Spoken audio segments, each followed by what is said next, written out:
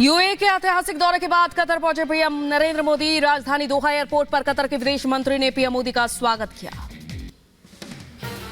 प्रधानमंत्री मोदी ने कतर के प्रधानमंत्री और विदेश मंत्री शेख मोहम्मद बिन अब्दुल रहमान अल थानी से मुलाकात की। द्विपक्षीय वार्ता में कई मुद्दों को लेकर चर्चा हुई। पीएम मोदी के दौरे को लेकर दोहा में प्रवासी भारतीयों में दिखा उत्साह। लोगों ने मोदी मोदी के लगाए नारे। पीएम ने लोगों से मुलाकात की। दोहा में प्रवासी भारतीयों ने पीएम मोदी का जोरदार स्वागत किया। सोशल मीडिया एक्स पर पीएम ने प्रभारी भारतीयों का जताया आभार।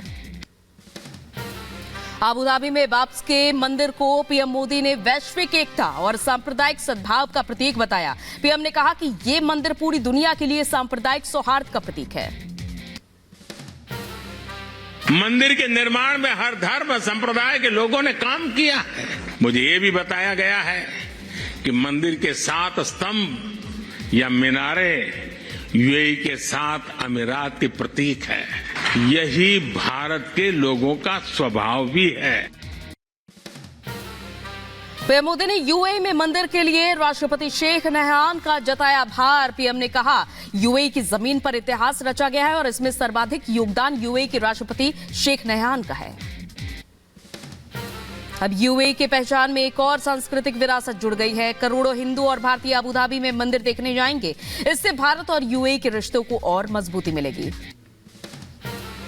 पीएम मोदी ने अयोध्या के राम मंदिर का भी जिक्र किया। कहा यह आस्था का अमृत काल है। अयोध्या में सदियों पुराने राम मंदिर का सपना साकार हुआ। रामलला अपने भव्य मंदिर में विराजित हुए। पीएम मोदी ने खुद को बताया मां भारती का पुजारी। कहा मेरे शरीर का कण कण, मेरे समय का पल पल सिर्फ मां भारती के लिए समर्पित है। 140 करोड़ देशवासी मेरे लिए आराध्य देव। अबू धाबी के मंदिर से पीएम मोदी ने मानवता के और एकता विश्व कल्याण का दिया मंत्र। कहा पूरी पृथ्वी हमारा परिवार है। वसुधैव कुटुंबकम की भावना के साथ भारत विश्व शांति का प्रयास कर रहा है। पीएम मोदी ने मंदिर के अलावा दुबई में भारतीय श्रमिकों के लिए अस्पताल के ऐलान पर भी यूएई के राष्ट्रपति का आभार जताया। कहा राष्ट्रपति ने अस्पताल बनाने के लिए जमीन देने का ऐलान किया। पीएम मोदी ने अबू धाबी में पहले हिंदू मंदिर का उद्घाटन किया। मंत्रोच्चारण के साथ स्वामी नारायण प्रतिमा की पूजा अर्चना की। अबू धाबी के स्वामी नारायण मंदिर में वैश्विक आरती में शामिल हुए पीएम मोदी। पूरी दुनिया ने देखी पीएम मोदी की सनातन भक्ति।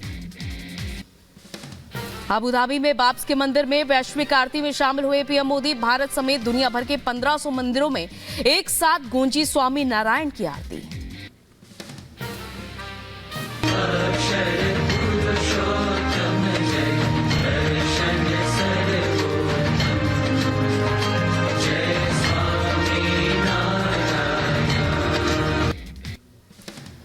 यूएई के स्वामी नारायण मंदिर प्रांगण में पीएम मोदी का जोरदार स्वागत हुआ। बीएपीएस के स्वामी ईश्वर चरण दास ने प्रधानमंत्री का स्वागत किया। पीएम मोदी ने बीएपीएस के मंदिर में श्रमदान भी किया। पीएम मोदी ने छेनी हथौड़े से पत्थर पर सांकेतिक नक्काशी की। सनातन के रंग में रंगा अबू धाबी। बीएपीएस के मंदिर परिसर में भारतीयों का उमड़ा सैलाब। 18 फरवरी से आम लोगों के लिए खोलेगा यह मंदिर।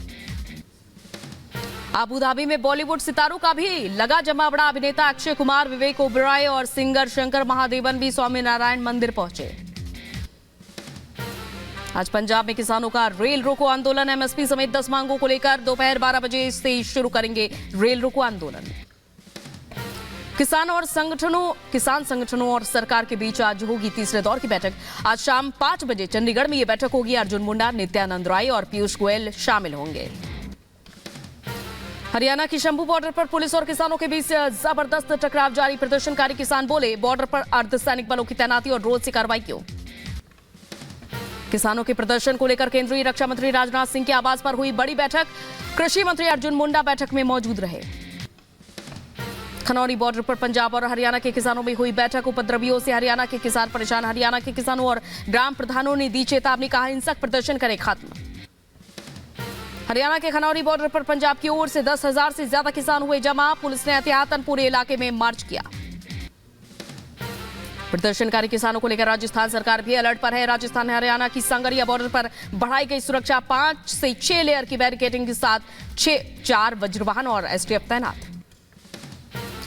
पत्रकारों से बदसलूकी मामले पर प्रदर्शनकारी किसानों ने माफी मांगी। कहा, पत्रकारों पर नहीं होना चाहिए था हमला, बॉर्डर से आगे ना बढ़ने की कही थी बात। किसान नेता नरेश टिकैत ने सरकार पर तानाशाही रवैये का आरोप लगाया। कहा, किसानों की समस्याओं का समाधान करें, 16 फरवरी को भारत बंद का समर्थन करेंगे। किसानों के प्रदर्शन पर एसटी हसन का बयान। कहा, एमएसपी को लेकर सरकार ने अभी तक कुछ किया नहीं है। अखिलेश यादव ने बीजेपी पर साधा निशाना। कहा, किसानों के मुद्दे से हमेशा भटकाने का काम करती है बीजेपी, कानून बनाने से दिक्कत क्या है। किसान आंदोलन को लेकर बोले सपा सांसद रामगोपाल यादव। केंद्र सरकार पर साधा निशाना। कहा, सड़कों पर गाड़ी जा रही कील, कहा ऐसा नहीं हुआ है कभी। कांग्रेस नेता जयराम रमेश का बयान। कहा, 2011 में नरेंद्र मोदी ने मनमोहन सिंह को सौंपी थी एक रिपोर्ट, एमएसपी को कानूनी दर्जा देने की मांग की थी। किसान आंदोलन को लेकर बीजेपी नेता आरपी सिंह का बयान। कहा, एमएसपी को लेकर किया जा रहा है काम, किसानों के मुद्दे पर बातचीत से हल निकालेंगे। आज से शुरू हो रहे सीबीएसई की परीक्षाओं को लेकर एडवाइजरी जारी की गई। किसान के प्रदर्शन को लेकर छात्रों को जल्दी निकलने की सलाह दी गई। मेट्रो से परीक्षा केंद्रों तक पहुंचने की सलाह। ज्ञानवापी परिसर में बंद अन्य तहखानों की एएसआई सर्वे की मांग पर आज सुनवाई। हिंदू पक्ष की याचिका पर जिला अदालत में होगी सुनवाई। शराब घोटाले में आरोपी आप सांसद संजय सिंह पहुंचे सुप्रीम कोर्ट। दिल्ली हाईकोर्ट के फैसले को चुनौती दी। हाईकोर्ट ने संजय की जमानत अर्जी पर खारिज की थी। जेपी नड्डा ने संदेश खाली में महिलाओं पर अत्याचार और हिंसा की घटना की निंदा की। जांच को लेकर पार्टी की उच्च स्तरीय समिति का भी गठन किया। पश्चिम बंगाल के बशीरहाट में पुलिस लाठीचार्ज में घायल। प्रदेश बीजेपी अध्यक्ष सुकांत मजूमदार अस्पताल में भर्ती। संदेश खाली हिंसा को लेकर बीजेपी कर रही थी विरोध प्रदर्शन। बीजेपी नेता शुभेंदु अधिकारी ने अस्पताल में पहुंचकर सुकांत मजूमदार का हालचाल जाना। ममता बनर्जी पर बोला हमला। कहा, मजूमदार की हालत के लिए सीएम की जिम्मेदारी।